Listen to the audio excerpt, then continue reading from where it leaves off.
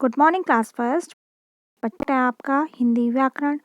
तो चलिए खोल लीजिए आप भी अपनी अनुपम हिंदी व्याकरण पुस्तक और इसमें देखिए हम अध्ययन कर रहे थे अध्याय 11 और जिसका नाम है तरह तरह के शब्द। तो आज हम इसमें पेज नंबर 58 पेज नंबर 58 में अनेक शब्दों के लिए एक शब्द का दोबारा से अध्ययन करेंगे, रिवीजन करेंगे। तो देखिए आप भी अनेक शब्दों के स्थान पर एक शब्द का प्रयोग किसी बात या भाषा को और अधिक प्रभावशाली बनाने के लिए किया जाता है। जैसे आप कभी अपने कपड़े सिलवाने के लिए जाते हैं तो आप सीधे कहते हैं कि मैं दर्जी या टेलर के पास कपड़े देने जा रहा हूँ। और फिर जो हमारे खेतों में अनाज उगाते हैं उन्हें क्या कहते हैं? किसान कहते हैं। फिर यहाँ पे है मैं पत्र बांटता हूँ, तो पत्र कौन बांटता है? उन्हें हम क्या कहते हैं? उन्हें हम डाकिया कहते हैं। तो यहाँ पर कई सारे शब्दों के स्थान पर सिर्फ एक शब्द जैसे मैं पत्र बांटता हूँ की जगह पर वो सीधे कह सकते हैं कि मैं डाकिया हूँ। तो इस तरह आज हम इसमें दिए गए प्रश्न उत्तरों को फिर से देखते हैं। तो यहाँ पर देख लीजिए नेक्स्ट पेज में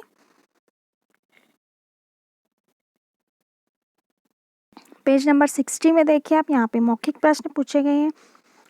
तो जिसमें पहला है आप जहाँ प्रतिदिन पढ़ने जाते हैं उसे क्या कहते हैं? तो बच्चों आप प्रतिदिन पढ़ने कहाँ जाते हैं? आप प्रतिदिन पढ़ने स्कूल में जाते हैं। फिर है खौ आप जहाँ रहते हैं उसे क्या कहते हैं? तो आप और हम सभी अपने घरों में रहते हैं। फिर है यहाँ पे लिखित प्रश्न जिसमें कौ पहला है जिसमें नीचे दिए गए अनेक शब्दों के लिए एक शब्द लिखिए। तो इसमें देखिए कौ है देश की रक्षा करने वालों को हम क्या कहते हैं?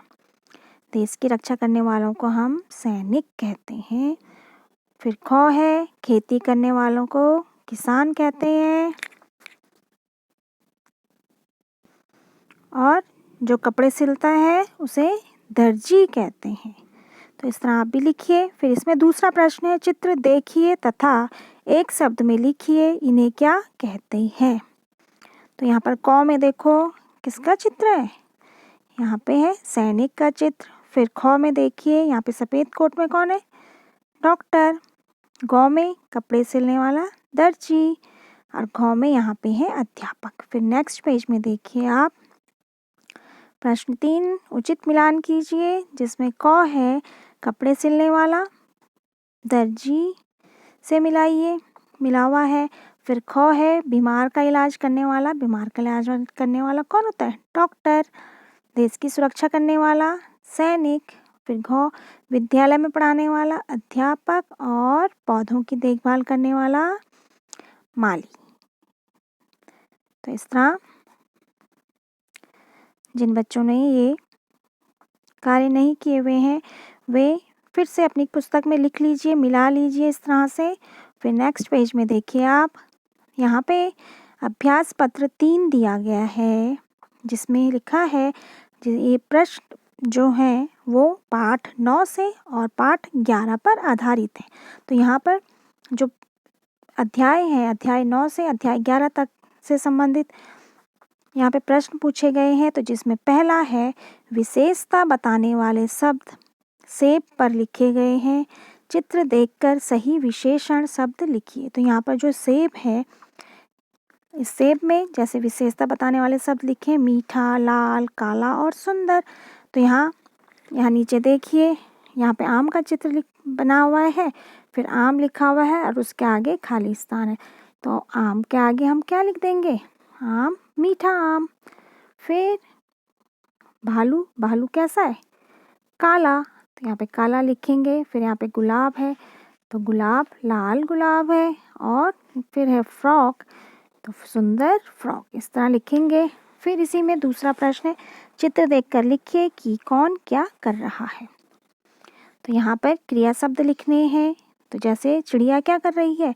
चिड़िया उड़ने का कार्य कर रही है। फिर यहाँ पे लड़की लिखने का कार्य कर रही है तो यहाँ पे हम लिखना लिखेंगे। फिर यहाँ पे एक बच्चा सो रहा है तो यहाँ पर सोना ये सोने का कार्य हो रहा है तो यहाँ पे सोना लिखेंगे। फिर नेक्स्ट पेज में देखिए, फिर यहाँ पे बच्चा तैर रहा है तो यहाँ पे तैरने का कार्य हो रहा है तो यहाँ पे तैरना लिखेंगे। और ये देखो यहाँ पे एक लड़की सीढ़ियों से नीचे उतर रही तो यहाँ पे नीचे उतरना का कार्य हो रहा है, तो इस तरह आप लिखेंगे नीचे उतरना। फिर इसी में है तीसरा प्रश्न, चित्र देखिए और उनके लिए उचित शब्द पर गोला लगाइए। तो ये कौन है जो खेतों में हल चला रहा है? वो है किसान। फिर है सफ़ेद कोट में कौन है? डॉक्टर। तो इस तरह गोला कीजिए आप डॉक्टर पे। फिर यहाँ पे कपड़े धोते हुए व्यक्ति है तो वो है धोबी। और फिर है ये जो घर घर जाकर पत्र बांटते हैं वो कौन होते हैं? डाकिया। तो इस तरह आप भी अपनी पुस्तक में इन सभी प्रश्नों के उत्तर देख लीजिए। जिन्होंने नहीं किए हुए हैं यह कार्य वो फिर से कर लीजिए। और बच्चों,